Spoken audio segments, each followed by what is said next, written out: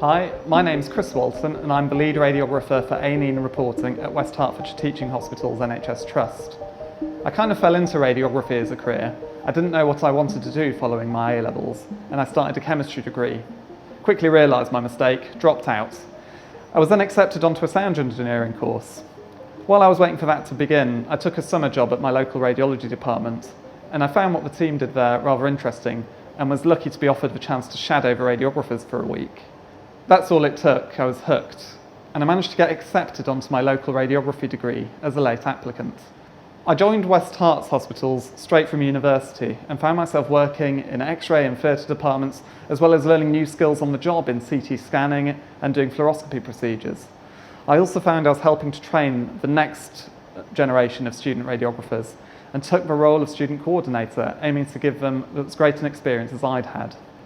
I've always been interested in image reporting, that's the writing up of the X-ray results, and I was lucky to be supported to study this at a postgraduate level, most recently completing my master's degree.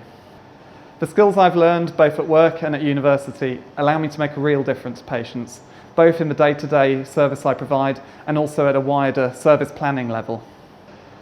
Our hospital accepts 8 students from each of the 3 year groups.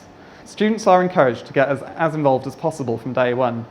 Placement is an opportunity to make a good impression, and you're highly likely to be offered a job at the end of your training if you do. There are several ways you could become a radiographer. The traditional route, which I took, is to complete a 3-year undergraduate degree course, where you would spend around 50% of your time at university and the other 50% at a clinical site learning the practical skills you need to be a good radiographer. Most universities will expect at least one science as part of your A-levels, but you will be given credit with reduced entry requirements if you do more than one. If you don't have the necessary A-levels, you could complete an access course at college. This takes a year and will provide you with the equivalent A-levels you need to apply for a place on the degree course. More recently, the option has become available to become a radiographer via an apprenticeship. This is a more practical-based course, with most of the time spent at hospital rather than at a university. Once you complete the apprenticeship, you'll be awarded the diploma in radiography. At the end of an apprenticeship, there's a high chance your hospital will offer you a job. The final route that's become available recently is a 2 years master's course for those of you who've previously completed a degree and are looking to retrain. I would recommend radiography to any young person as a career. You'll always be in demand and could move across the country or even across the world to work. Radiographers are a key part of a patient's pathway. 9 out of 10 patients will have some form of imaging while in hospital.